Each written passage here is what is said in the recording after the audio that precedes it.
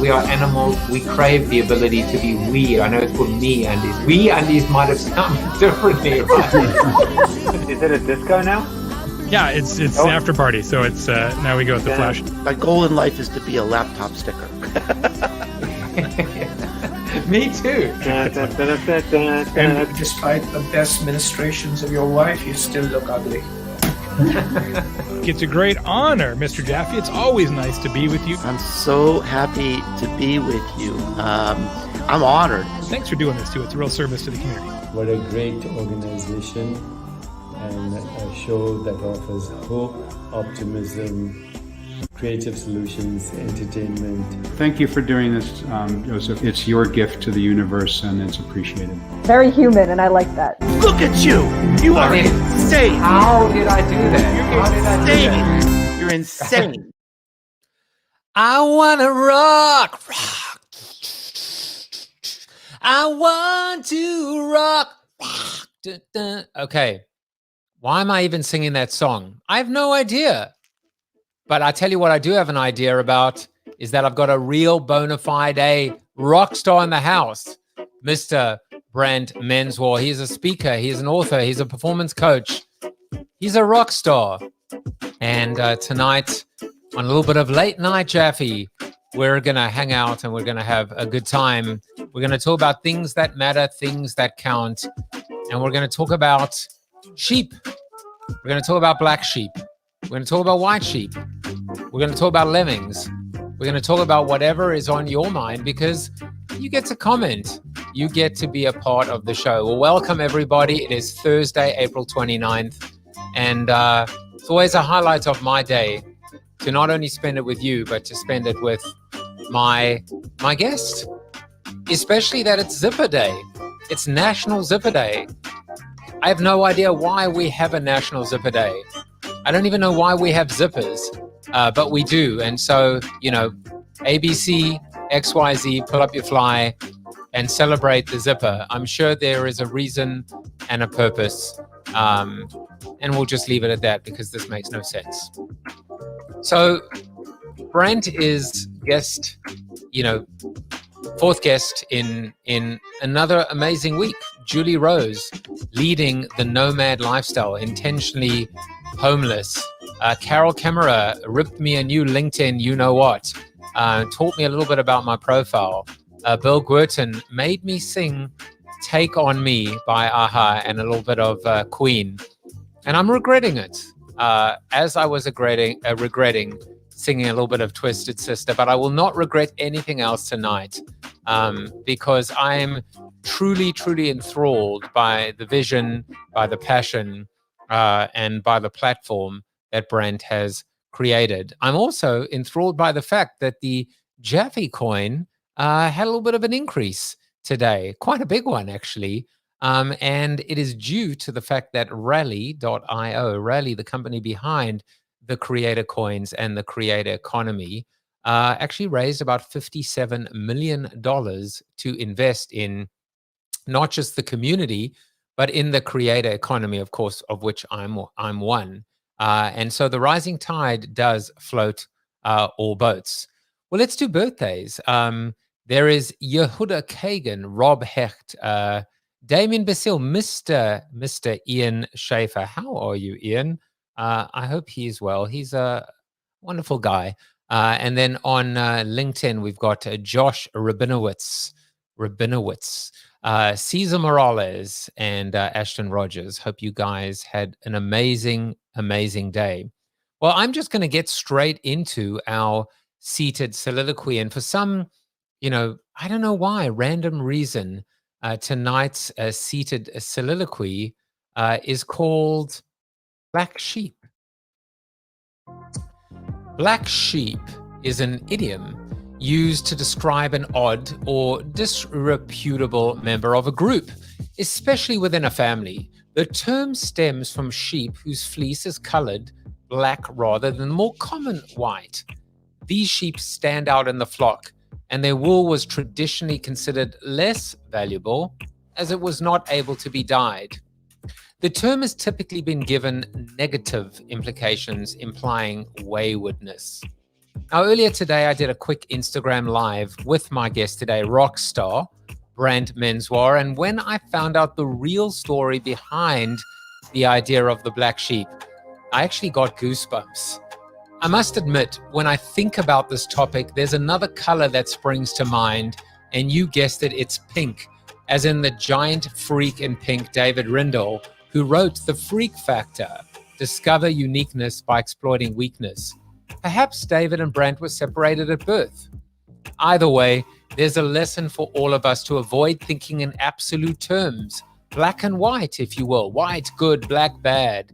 And to be balanced, the opposite should hold as well, black good, white bad. For the purposes of this soliloquy, I want to focus on the insanity of referring to something or someone that is, number one, less common, number two, stands out from the crowd, and number three, unable to be altered as less valuable. We can leave the idea of being wayward for the main show or another day. If we live in a society where a premium is placed on blending or fitting in, and a discount is given to standing out, then we have failed majorly as a culture. Yes, social media, I'm looking at you right now. To me, this is a stark reminder how far we've strayed from the pack, or maybe I should say the flock. Or maybe that's the problem. We haven't strayed at all. We stayed put. We stagnated. We've fallen back. In our attempt to be like everyone else, we've paid the ultimate price. We've lost our individuality, our identity, our purpose. What if we were a little bit more wayward? Whoever said that the road more traveled was in fact the correct path. It's time to change that. It's time to embrace the black sheep of the family. Maybe even learn from them, because it is their precise differences, nuances, quirks, and peculiarities that allow us to stay honest, stay true, stay authentic, stay different. Well, now it's time to bring on someone who understands the power of originality and being different, Mr. Brant Menswar. Brant is a best-selling author, performance coach, and named one of the country's top 10 speakers in motivation. His books and top 200 podcast, Thoughts That Rock, expand on his groundbreaking work around values-based leadership, described as disarmingly simple and incredibly powerful. He has helped to change what's possible for industry-leading organizations. Maybe you've heard of some of them: Netflix, Verizon, Anthem, SunTrust, Microsoft, ESPN, Hilton, St. Jude Children's Research Hospital, and dozens more. Passionate and engaging, Brant encourages audiences to discover their black sheep values and move forward with deliberate intention. His interactive and entertaining ways of defining what matters most enables audiences to develop the skills necessary to perform at the highest level. Let's bring him on, Mr. Brant Menswar. Welcome to the show. Oh, thanks, brother. It's been a long time coming. Finally, we are at the day, and I just couldn't be happier. Well, let me tell you, Gerardo Macias says, awesome. Bob Farnham says, rock on. And Chip Griffin says, don't be sheepish. That would be bad. Nice. Yeah, I mean, listen, trust me. He's got more puns. Oh, yes, he's got more puns. Well, in honor of National Zipper Day, maybe we can keep those puns to a minimum. He could zip it. Oh, you know what? You know what? There are certain words that I associate with Mr. Chip Griffin. Some of those words are and so, you know. That's awesome. You know, it never gets old. It just never gets old. So we have a lot to discuss. We do. But before we get into, you know, the not the meat and potatoes, but I should say the mutton and potatoes. Yeah, I know. Just hold on. I got that. I got the rim shot. I got the rim shot. I got the rim shot. Nice. We sent our private investigators into the field to find out a little bit about guest number 245, and this is what we found. Not too embarrassing, I hope, but we found these nonetheless. There it is in all its glory. That's why I was singing a little bit of, Twisted Sister. I got to ask, what does it mean you were put in your place by Dee Snider? I was speaking at this little mini conference virtually, and it was me, and then right after me was Dee Snider. And, when I do my virtual presentations, I have a lot of bells and whistles. I've got moving cameras, I've got multiple views, I've got, lots of effects and things that happen. And, they introduced me as a former rock star. And when I finished, the host, the person who asked me to be there was just very excited over all the technology I was using. And then he brings in Dee and he says, "All right, Dee, you're up next." And Dee Snider says, "I don't need any of that fancy crap. I'm the real rock star. I just got back from my house in Belize and I don't have time for stuff like that." And I was like, dang, I just got slapped by Dee Snider. Did he basically say he's not going to take it? No, he's not going to take it. He was not going to take it. And I didn't want to remind him that he hasn't had a hit since 1987. So, but that's okay. That's all right.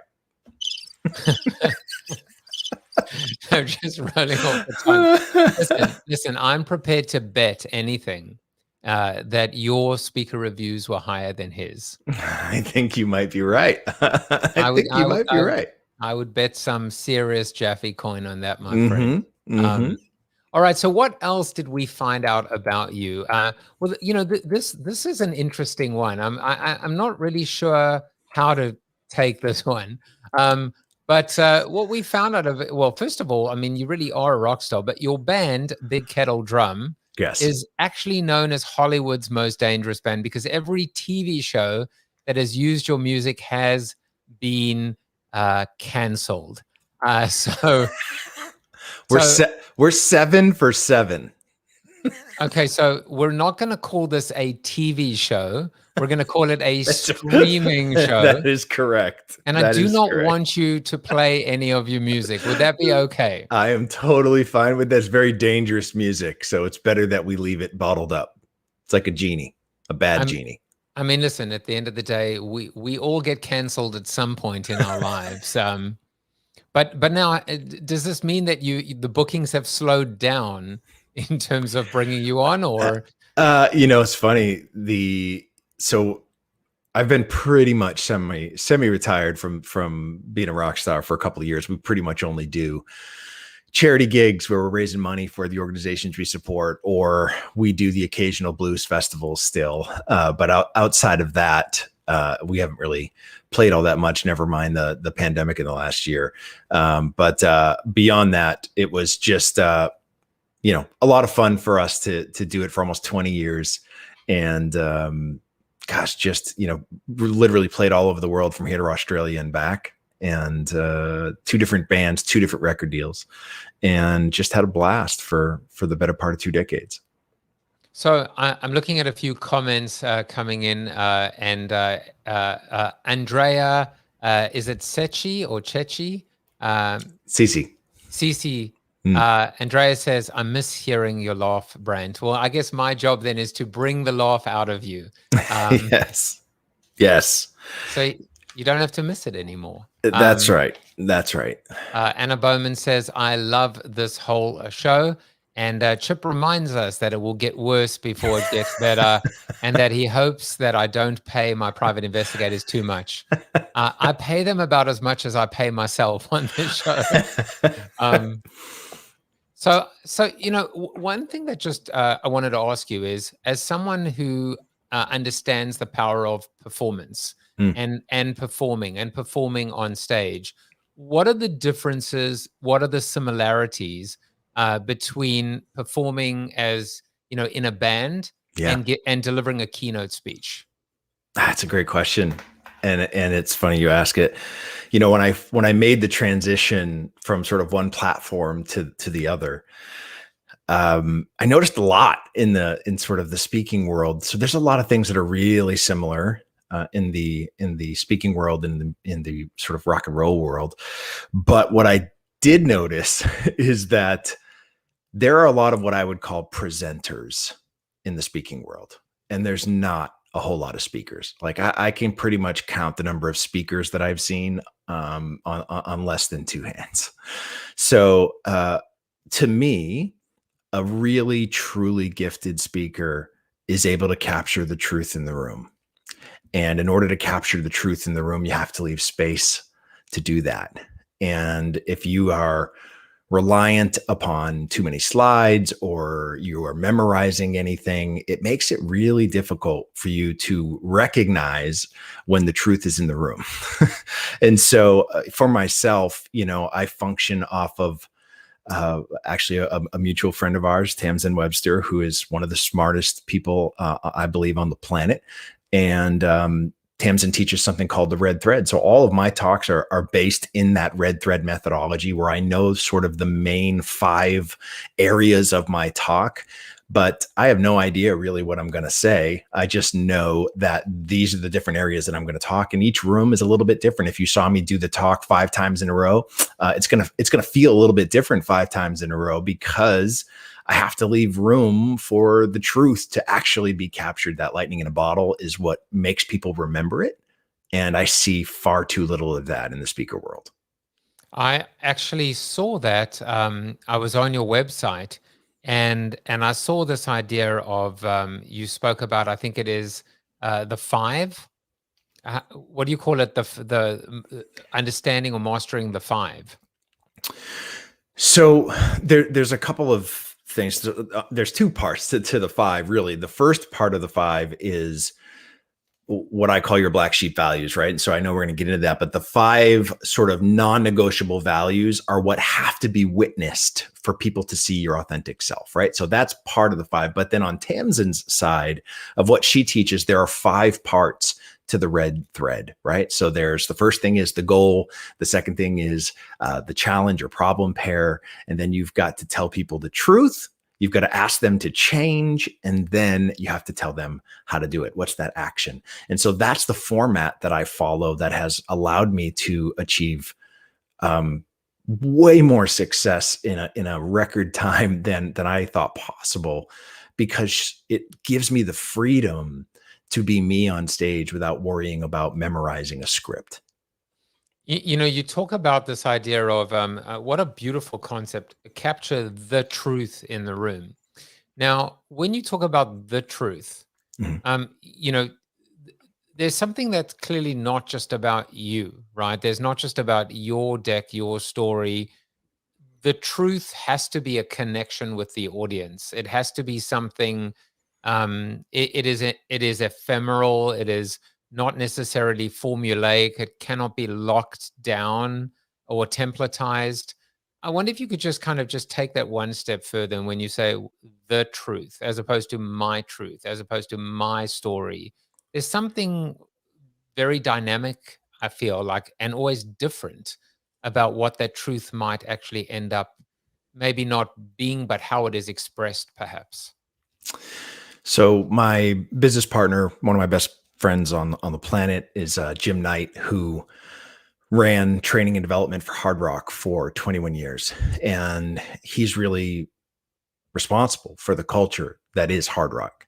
And one of the things that he says is, you have to understand, every time somebody new is added to a team or somebody leaves, the culture changes.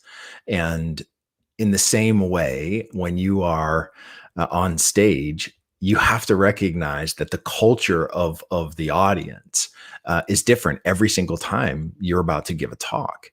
And depending upon who's in the room, you have to leave enough space to see, where are they at? Are they in a place where you can take them off on these side journeys and bring them back? Or do you need to stay tighter to the road traveled to make sure that you don't lose them? You have to recognize those things. You know, in the music world, it's why we throw in the occasional cover song, right? Because if you only played original music and nobody knew who you were, there's nothing for them to grab onto and are able to connect to what you're doing. And so you throw in that occasional cover. Maybe you do it in a little different way, but you do that so they go, oh, I love that song, or I love that artist. And it brings them closer to you and allows them to connect with something that they hadn't been able to do up to that point because they're not familiar with your music. It's the same exact thing when you're on stage giving these talks, right? You've got to sort of figure out what is that, leave enough space to do that cover that's going to bring them closer to you. But if you're so busy focused on just presenting information or presenting your deck, you're never going to be able to find that moment where you can have a real, honest, authentic conversation, ask a real question, make a real statement. You know, Scott Stratton is one of the best speakers I've seen on the planet because he leaves enough space to capture the truth in the room. And even though he knows sort of the direction he's going to go for the talk, it feels, I've seen him speak probably 4 or 5 times, and every single time it's different because he's able to react and respond to the audience in an appropriate way that captures that truth. And it's why he's one of the most popular speakers on the planet. I love it. And I think that, I think from this moment on, I'm going to eliminate the word even presentation from my vocabulary. The concept of being a presenter, and it suddenly just feels dirty. It feels lazy. You know, I mean, I've always said myself that when I'm on stage or even in a virtual environment, it is a performance. It is a show. It should be. You know, it should be, but it's also, I think the extra insight you're giving me today and everyone watching is that it's not just, you know, one way. It is very much connected. So I know we're going to get into it and we're going to jump around, but before we do, Kurt is here, and Kurt says, you have got the most awesome guy ever on your show. I know it. I know it. David Libby is here as well. And Kurt adds, and because it is real, not an act, right? It's a performance, but it's an authentic performance. And I always get very excited when someone is actually here from Twitch, because that's all I care about these days. I care about Twitch. So Silver Fox Talks wants to get into the idea of black sheep value. So, you know, we're going to run around and move around a little bit, but I'm thinking, before I forget this, when you are performing on stage as opposed to presenting a keynote, can you spot the black sheep in the room? So what I will tell you is that in order for me, if we're going to look at the traditional definition of the black sheep. And by the way, I'm going to give you a chance now to actually set it up, but I didn't want to forget that thought. So so we can park it for a second and introduce the concept of black sheep, and then maybe come back to that if you like. Sure. So the book Black Sheep came out 6 months ago, September 29th, and it's based on a very simple concept. I was 47 years old before somebody sat me down and said, here's the reason why farmers don't actually value black sheep like the rest of the flock. And the truth was that the reason that farmers don't value them the same is because a black sheep's wool cannot be dyed. So every black sheep, in effect, is 100% authentically original. And when I heard that, there was what I would describe as a tsunami of acceptance that hit me at once, that said, being a black sheep isn't a bad thing. It's actually what you should be aspiring to. And so as I sort of dove into that, I believe we all have what I like to call a flock of 5, a black sheep values. These are these deeply held personal core values that no matter how much someone wants to try to influence you or twist you in some different direction, they simply will not be moved. And over the last few years of doing this work and the research,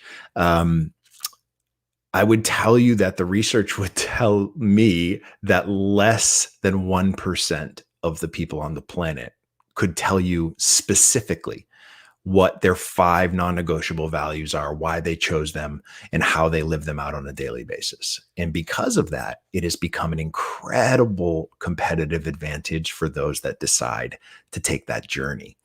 So that's the concept. Now, if we go for a second back to your ask when you're performing, traditionally, for me, the black sheep in an audience is the person who is not paying attention. They are the person who is not enjoying themselves, because if I'm doing my job well, everybody should be enjoying themselves. And so if I focused on that black sheep, it actually brings my performance down. So in that way, the answer is yes. And so, yes, I can identify that black sheep immediately. And I also avoid any eye contact with them. I only focus on the people that are absolutely loving what's going on, because that helps me keep my energy and helps me keep my delivery where it needs to be for an outstanding performance. So now the black sheep, but and that is almost at odds with the concept, right? Which is someone who's not common, someone, someone who stands out, someone who is not going to be altered or moved. Mm-hmm. And I'm sure Marcus Sheridan. Yes. So Marcus has his own unique way of being able to play to the black sheep. Mm-hmm. But in your particular case, this is one time where you just let the black sheep be, rather than, because again, you're not trying to change the black sheep. No. And listen, there's a reason why they're not connecting, and it's typically deeper than a surface conversation. And so for the same reason that, I'm not a fan of, so I spent 6 years pastoring a church. I'm not a fan of going into a foreign country and slamming people over the head with the Bible. That approach doesn't work. And it doesn't work because you're not having an authentic conversation.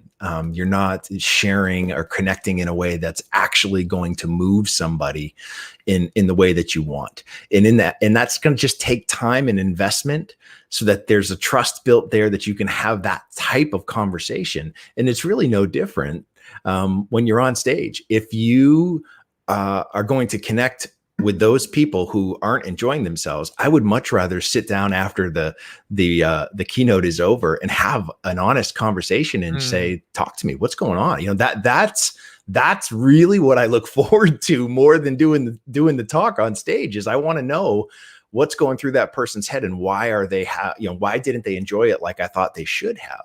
And so that to me is just, you have to be willing to invest the time to have those types of conversations if you want to see any sort of transformation. But what I've realized over the last couple of years is transformation is a 4-letter word in the corporate world. Do I need to, when you say 4-letter word, is the 4-letter word or it is or one of those? It is all of those. It is when you say transformation to a corporation, they think 2 things. Number one, they think you're accusing them that they're broken, that there's something wrong, right? And nobody wants to admit that. And then secondly, they see massive dollar signs attached to that. They don't need to be transformed. They need to be tweaked, right? And that is how they approach it, when in fact, I would argue that there's a lot of companies out there that need to experience transformation. They just don't want that word because it's scary. Well, you also said something which I find to be really, really intriguing, is this idea that because a lot of, I know we're going to get into Mr. Simon Sinek as well, but we always think of, or we've always been told or trained to think about culture as this almost immovable object. It is as solid as it comes. It is what is it? Immutable, I think, is the word. And then you said something interesting, that the culture changes. Doesn't mean it has to change a lot, but it's altered every single time someone arrives or leaves, just like the culture of a room. And that is a very, very interesting concept. I mean, this is Jim's entire sort of talk that he does on Culture That Rocks, which is this idea that culture is a living thing, right? Culture exists in the present. What you look at in the past is what he calls heritage, right? So heritage is the past, but culture is the present. And so you can't rely on heritage to mold your culture because the heritage has already happened. So you have to pay attention to the present if you want any hope of developing a culture that truly is going to take your company to the levels that you want to reach. I have to say, like, I mean, this feels like like an ADD extravaganza for me because my head is going all over the show, and I just want to try and remember everything. I don't feel like I've ever been bombarded with so much incredible stimulus, and it's awesome, by the way. Good. So I want to go back to just very quickly before I forget. Sure. You know what you do when you are performing on stage, by just first of all, you're letting the black sheep be. Mm-hmm. And I think there's something in the sense that we're always goes back to the idea of, beating someone over the head with a Bible in a foreign country is like sometimes like we always want to change people. We always want to force ourselves or impose ourselves on them. And sometimes, especially the black sheep, you just got to let them be. Just leave them alone, right? So there's something there. But then the other thing, and this comes back to like customer experience 101, which is we're always focused on the one customer that complains. And what we do is we ignore and we neglect all our fans, our adoring fans, our loyal fans, the people that live and die for us, the people that have tattoos of our brand on their bodies. Yeah. And we neglect them because we're so focused on the one person that, to your point, Brent, might just be having a bad day, and whatever's going on in their lives has nothing to do with you and everything to do with them. It's 100% correct. And, so several years ago when I sort of was doing the keynote that I was doing at that time, which was really all about change and how do we face there's two types of change, right? How do we face the change that you want to make and then the change that you're forced to take? And so there's different approaches to both of those types of change. And so that's what I was speaking on a few years ago. And, the center of that talk was the struggle of my oldest son battling cancer, right? This was not change that we had asked for. And what I realized is that telling such an intimate story from the stage strikes a chord with people who've had a similar experience. And what I was finding is when I was done giving a talk, all you want to do is give high fives, kiss babies. And that's what you want to do. You want to hit that rock star ending where you walk out and you're like, thank you. Good night, Cleveland. And I found myself with these really, really long lines of people who wanted to talk to me, but it wasn't, hey, I loved your talk. It was, hey, I lost my child. Hey, my father passed away. Hey, it was, they wanted to unload a tremendous burden that they felt like they could talk to me and I would recognize that. I would accept that. I would get it and I would understand what they went through. And the truth of the matter was, it was killing me. I mean, it was killing me to come off the stage and not be able to enjoy a great performance because I just felt for those that were hurting so badly and so desperate to find somebody to sort of accept that pain from them and help shoulder that burden. And so I started to, and this is actually on the advice of the Jedi Master Scott Stratton himself, who I called him and I'm like, Bud, listen, I'm like coming off a stage and I feel like I'm in a counseling session and I can't sustain myself on the road doing 60 or 70 talks a year if this is how it's going to go. And so he suggested that I actually put a slide in my presentation that basically said, if you've experienced something like this, I hear you, I see you, but 30 seconds after this show is doing a disservice to what you have to carry. So email me. I promise you, I will respond. It's me who will respond. And that's actually what got me through I'd be stuck for 2 hours after a talk. And it was tears and incredible emotion. And it moved me into wanting to change even what I was talking about, because it was such an emotional burden that it just wasn't a sustainable thing for me going through what I was going through at that time. And so Scott's advice really helped. Sort of the people who really wanted to talk would take the time to send me an email when it was all said and done, and I would take the time to respond to them. Sometimes we'd even have a phone call or a Zoom call or something like that, because I want to honor that for them. It's important to me that is honored. And I just felt awful that I couldn't, in 45 seconds and there's 50 people in line. I didn't want to be like, yeah. Next, you know what I mean? It just felt dirty and gross to me. And so it really helped me sort of channel those people who needed to talk to a different platform so that I could give it its due. And also, speaking of dirty, the next person was Dee Snider. So, you had to. It's very true. They were not going to get any of that love. There was just a service. All round. I call him Mr. Belize now, by the way. Mr. Belize. Can you Belize that guy? I mean, seriously. But the thing that strikes me with that story, with that account is people crave connection. Mm-hmm. They're desperate for connection. And when they're coming up, they're almost wanting to just grab or touch, or they just want that validation, that acknowledgement. You are not alone. Mm-hmm. And I love that Jedi Stratton hack, which is it's a slide. It's almost like an Easter egg, except for the fact it's not buried that deep.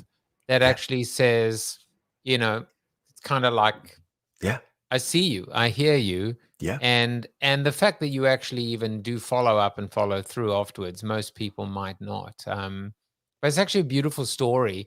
I think about now a new concept that I'd never heard of before in my life, which is now called trauma dumping, oversharing. Mm-hmm. And it's happening a lot now, during this period of time in these, clubhouse type of environments. And it can be a little bit too much sometimes. But it's kind of like, how do you find the Goldilocks of connection? What is just right in terms of just enough time to make a meaningful, hopefully enduring connection? So let's talk about that for a second, because it's very fortuitous that's sort of the direction that you're going. So, part of when we released Black Sheep, we came out with an online assessment that helps people discover what their flock of 5 non-negotiable Black Sheep values are. And what the assessment actually is it presents them with 125 commonly held personal core values. And it says, really quickly, go through these words. And in a knee-jerk reaction, if you read a word and it resonates with you, just go ahead and select it. And what we know, after over 5,000 people have taken this in the last 6 months, what we know is that the average person selects at least 30 different values that are really important to them. So, my first response when I'm doing a workshop or something like that is, tell me what crippling anxiety and depression feels like. Because if there are 30, 40, 50 things in your life that you're trying to honor on a daily basis, and it's not happening. It's not happening. Even if you got 29 out of 30, you're going to focus on the one that got away. So what we do is we sit there and say, let's take those 30, 40, 50 things that you said were really important. We're going to actually group them together by likeness, right? So things like empathy, sympathy, caring for others, that goes in one bucket. And things like achievement, success, accountability, that goes in another bucket. And before you know it, you've got 5 different buckets filled with like words. And you get to pick the one word from each bucket that you cannot live without. And that gives you your initial flock of 5 Black Sheep values. Now, why I tell you that is to tell you that the data shows us that the number one shared value among all humans is connection. Not only is it the number one value, it's the number one value by more than a 50% margin to the next closest shared value among us all. Wow. So it is so far out in front. All of the unrest that we are seeing in the world right now, whether that's racial tensions, whether that's political things that are happening, it's connection that's at the root. People have to understand that that's what's happening, because when you can't find a healthy place to connect, you find an unhealthy place to connect. And it's why the extreme left and the extreme right are flourishing right now, because the one thing they do better than anybody else is make you feel connected.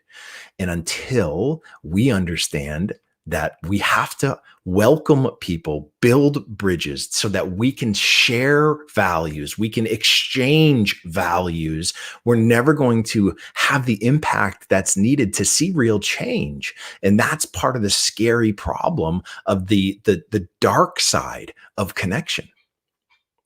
You know, I mean, it jumps to something that I know that we were discussing before, which is the mistake that corporations are making now, right? With respect to adopting values that or forcing employees to adopt values that are not their own, versus, as you call it, building bridges that allow the connection of employees to organizational values. So in other words, it strikes me, whether you talk about the extreme left and the extreme right, they are connected to themselves, but they are disconnected to each other.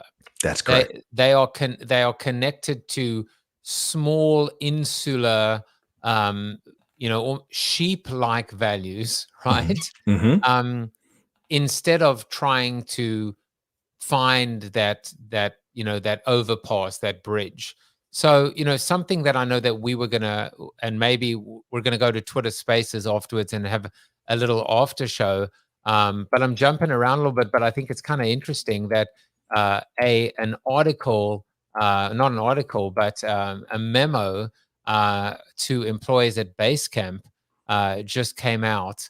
And, in many respects, Brand, it's almost like Bill Maher. It's like this pushback or rebellion against political correctness or against all the advancement that's been made. So these were the 6 mandates. I mean, it didn't seem like very collaborative at all, but it was like, number 1, no more societal and political discussions on our company Basecamp account. And they do say, in this, that it's like you can talk about it on other channels, but not on the company account. Number 2, no more paternalistic benefits. That all benefits would just be kind of lumped together. Number 3, no more committees. And this is even in context of DEI. No more lingering or dwelling on past decisions, which I assume would include decisions 1 through 3. No more 360 reviews. And finally, no forgetting what we do here. So it's very interesting here. It's almost like this kind of like, I don't know, this kind of moratorium on progress, but I can see both sides. But I want to hear your thoughts in terms of this idea of this just doesn't, even if these 6 points are correct, even if it just seems like the way that they're being communicated and mandated, that something just doesn't sit. Yeah, I just literally pulled up their website because I'm curious to see if they have published values. And this is what I find. It says, we run the gamut in geography, lifestyle, and interest, but we're united by a common set of values and goals. Do exceptional work, build the best product in the business, experiment, pay attention to the details, treat people right, tell the truth, have a positive impact on the world around us, give back, and keep learning. So right away, I can tell you this, there's way too many values. Yeah. I would call BS so quickly if I was working with that organization. It's too many to honor on a daily basis. And what we just saw with that announcement directly violates at least 2 or 3 of the values that they have stated on their website. And when you start to do that, when you violate your own values, employees will go, well, if you're going to violate yours, why on earth would you care about mine? That's what happens. That's why you don't get the performance out of them that you want, is because you can't even honor your own. And if you're not going to be deliberate with your intention and have real opportunities for people to experience these things that you say are your non-negotiables, then they're going to see it for what it really is, which is a lie. You didn't get to your actual values. It's lipstick. It sounds good, but you know, the analogy that I use with the organizations that I work with, they need to think of their organizational values as hit songs, right? They have to think of them as these hit anthems that they want all their employees to know every word of. But there's 2 things that have to happen for a song to be a hit. One of those jobs is the job of the songwriter, right? So the songwriter has to do 2 things. They have to connect the head and the heart. When you connect the head and the heart, it engages your limbic brain. It's where all of your long-term emotional memory is stored. It's why you remember the lyrics to Purple Rain written 30 years ago and why you can't remember a single Justin Bieber lyric from today. That is part of the songwriter's job. But the second part is all about frequency. How often is the song heard? And if you've ever been in a car long enough to hear the same song played twice on the same radio station, you understand that there's a formula. And so a hit song in the United States is played at least 10,000 times a week. And when you break that down, it's about once every 3 to 4 hours in every market in the US.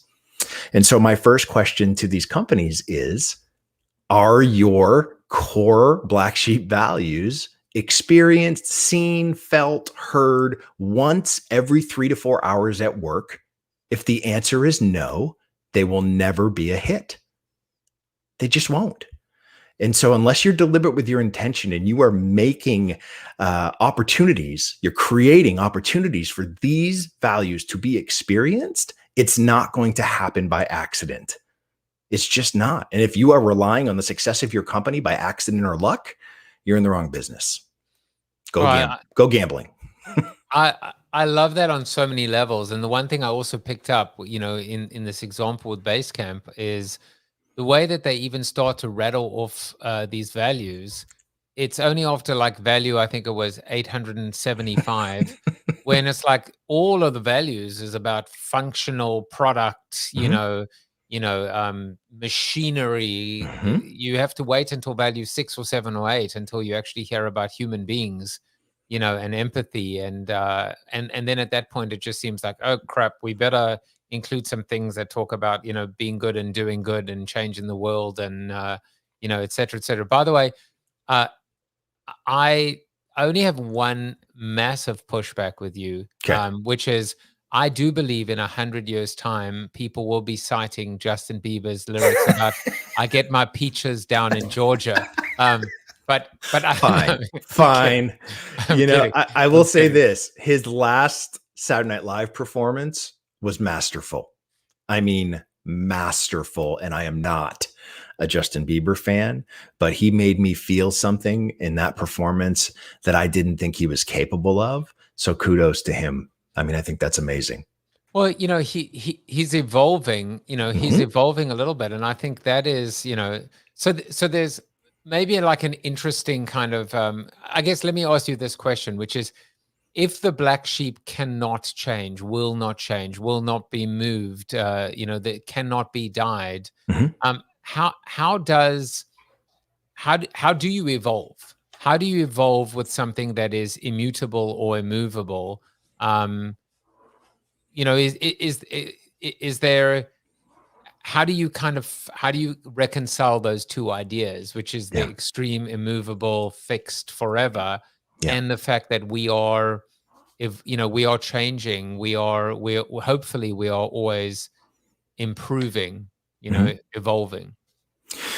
When I was doing the research to write Black Sheep, all of the articles and the white papers and the science behind core values states that for most of us, our core values are pretty much well established by the time we're in our early 20s.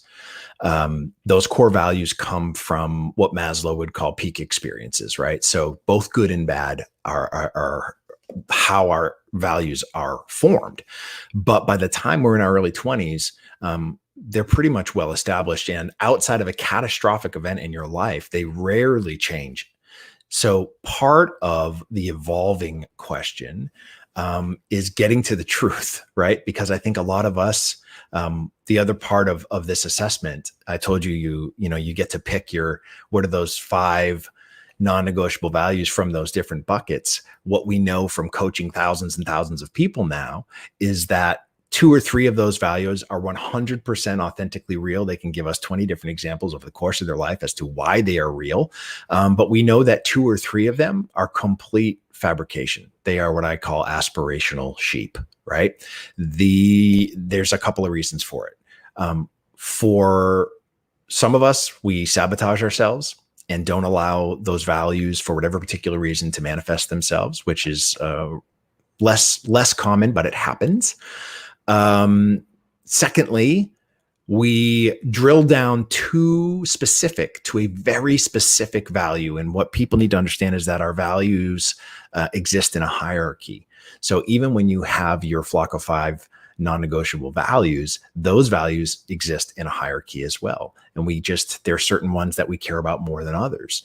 And so if you came to me and you said community, faith, and family were 3 of my black sheep values, I'd push back and say, I don't know that any of them are really your black sheep values. I think the black sheep value is connection. And you just gave me 3 really powerful ways of which you experience connection. And so we have to level up to the highest word in the hierarchy so we can find the evidence to know that it's actually true. But the third reason is actually what you talked about earlier about companies asking employees to adopt values, is that you're caring for other people's sheep. And some of us have been conditioned from a very early age to care for other people's sheep. Maybe you had an elderly set of grandparents or parents or single parent household where you had to take care of siblings. You've just been conditioned to care for other people's sheep. And it takes time and effort to separate things that are really important from your specific non-negotiable black sheep values. And so that is part of the problem, is that corporate culture literally hands people sheep that are not theirs. And they say, I need you to care for these just like they're yours. I'm seeing, I just absolutely love where this is heading or where this is headed, because the first thing I thought of is, we have the analogy of a wolf in sheep's clothing.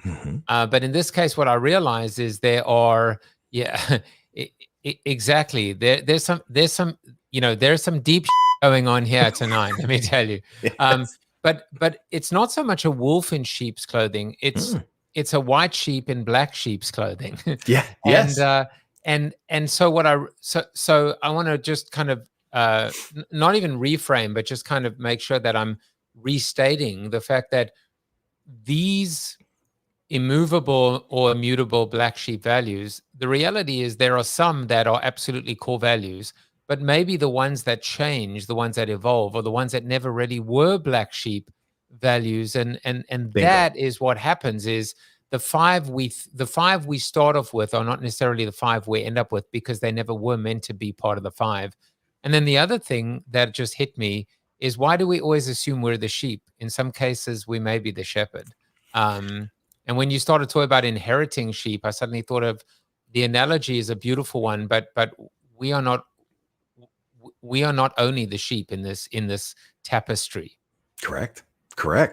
I mean, you hit the nail right on the head. That's exactly why people think values change.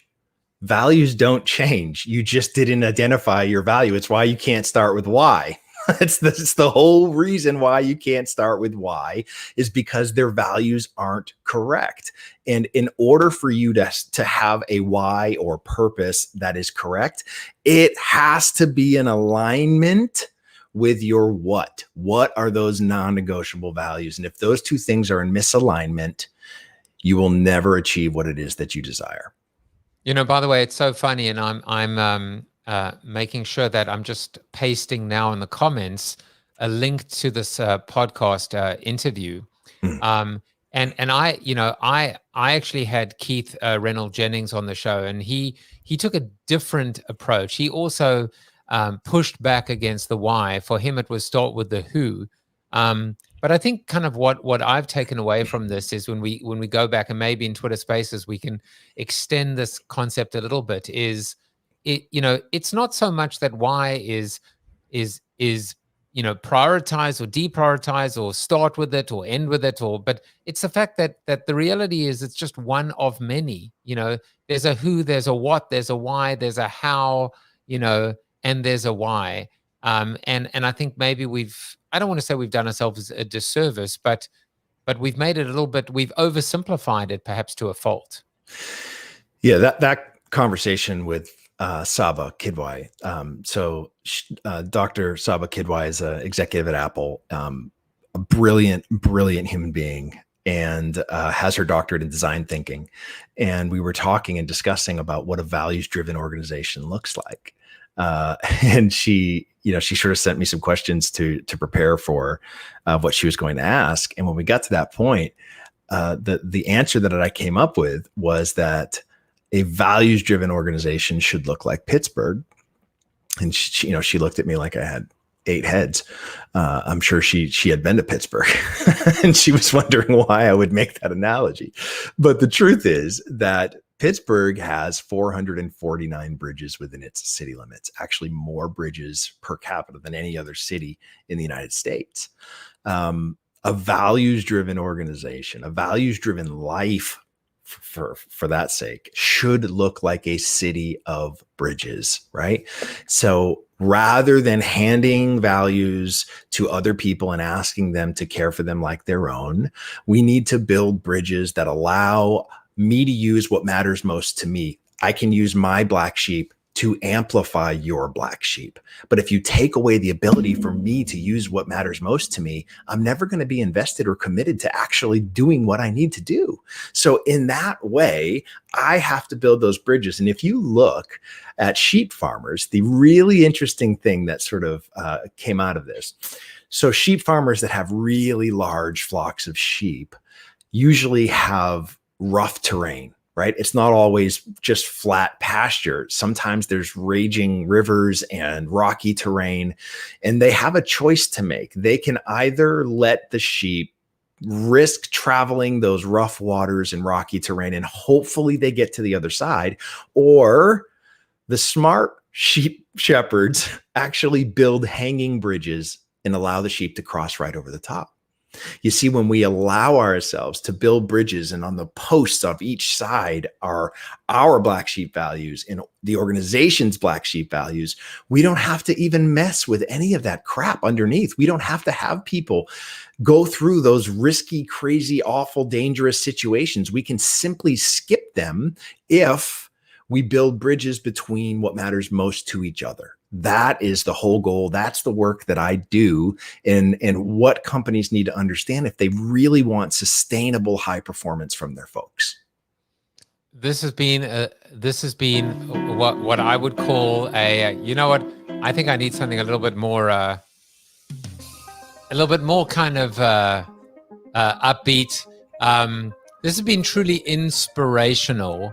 I try and take notes amongst playing with my Rodecaster Pro, camera angles, actively listening. I've just run out of places to write. I can't tell you, I'm just going to tear it up as well and go, damn it, I'm just going to rewatch this entire episode. We are going to head to Twitter Spaces in a few minutes and continue the conversation. Last night, I was in Twitter Spaces until 1:30 a.m. I do not intend to do that again unless Brant stays with me. Guest number 245, Brant Menswar. You are a man of men, and you are not at war at all. You are just at peace, and you've brought me incredible mindfulness and peace today. And screw D. Snyder. That's what I want to say. If you want to hear something besides buying this fantastic book, there is an audio book coming out, narrated by Joe Montaigne. No, narrated by, I'm assuming you. That is correct. We actually scored the book like a movie. It is a 2.5-hour audio movie experience. Amazing. I am pledging to you that I will listen to the audio book. Fantastic. And I haven't read a business book in ever. So I'm too busy writing or speaking. Yes. You can connect with Brant on LinkedIn, on Twitter, on Instagram, in Clubhouse. You can find out more about him, how to book him for a performance, not a presentation, at brantmenswar.com. And before we go, before I forget, your quote of the episode is, "It takes nothing to join the crowd. It takes everything to stand alone." And that was Danishman, Viking, Hans Hansen. And that was a little plug for Anna over there, who is our resident Viking. Brant, it's been just a joy, really a joy to spend time with you. Thank you, brother. Appreciate you. I appreciate you more than you appreciate me. But you know who appreciates you even more? Do you know? I don't know. Chuck Norris. You are Chuck Norris approved. There you go. I will be back on Monday from South Africa, but first flight in 15 months. But now we're heading to Twitter, and I will see you guys next week. Take care, everyone. Bye-bye. Thank you for watching the show about hope, positivity, optimism, and if there's time left over, a little bit of marketing with your host, multiple author, and global keynote speaker, Joseph Jaffe. If you like the show, tell a friend or two. Please subscribe to the show. And if you want to get inside news, previews of upcoming guests, and much more, visit josephjaffe.com/subscribe to sign up for the show's newsletter. And despite the best ministrations of your wife, you still look ugly.